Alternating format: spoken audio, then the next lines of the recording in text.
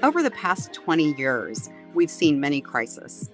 How many of you remember the dot-com crash, the Great Recession, or our most recent COVID-19?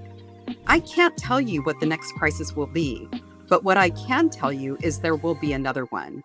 And every time we see a crisis, powerful corporations become even more powerful, and the majority of the firms cut staff, the people, and they give the bulk of the profits back to the shareholders. As a matter of fact, today, 86% of American workers are working 50 or more hours a week for less money than they would have made in 1980.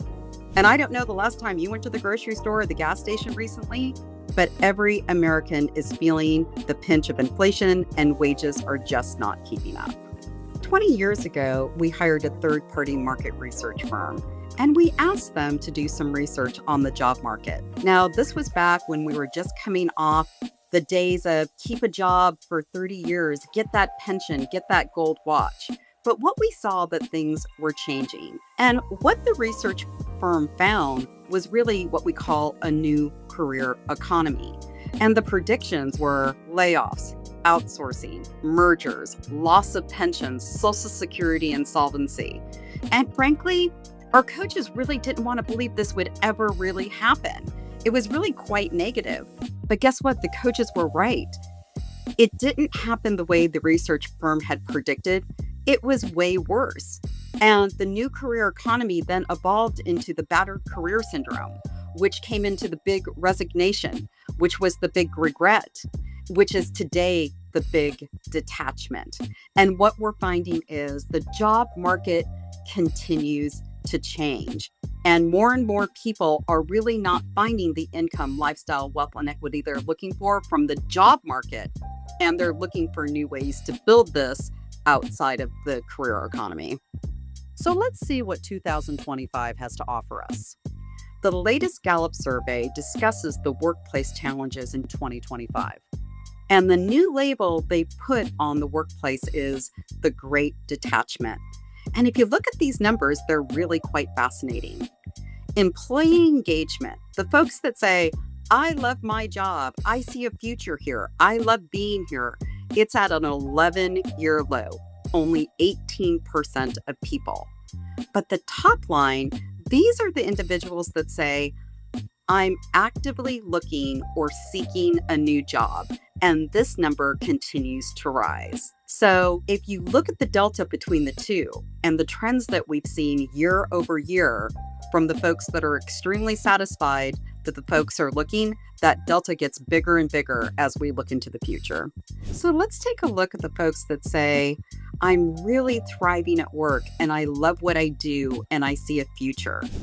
And what we're seeing is that line continues to trend down. But the line of folks that are struggling, unhappy, not seeing a future in their career continues to trend up.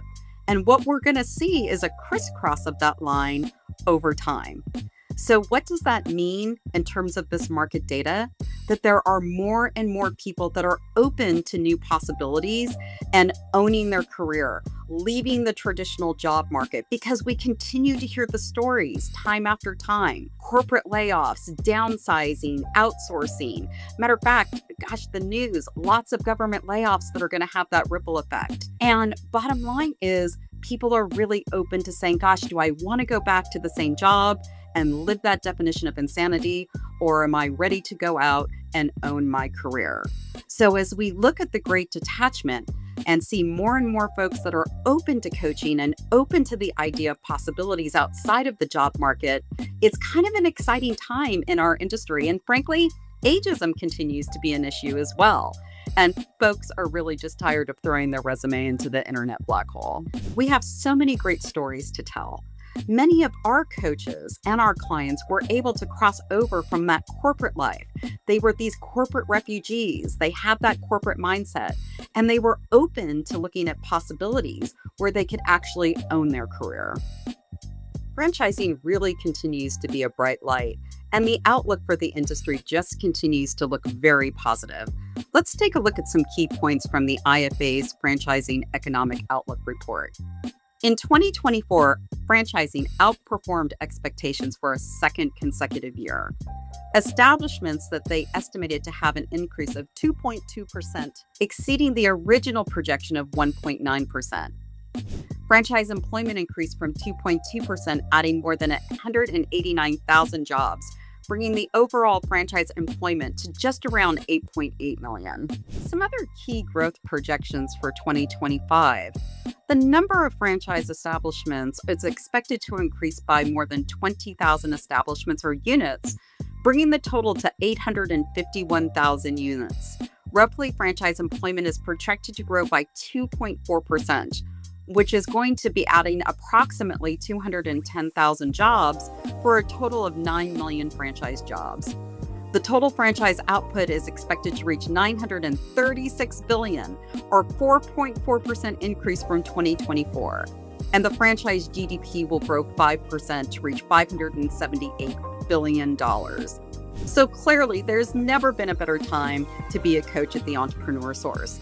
When you put it all together, what we're seeing in the job market, what we're seeing in the growth of franchising, and being the only pure coaching organization in the world of franchising, there's never been a better time to be part of the Entrepreneur Source.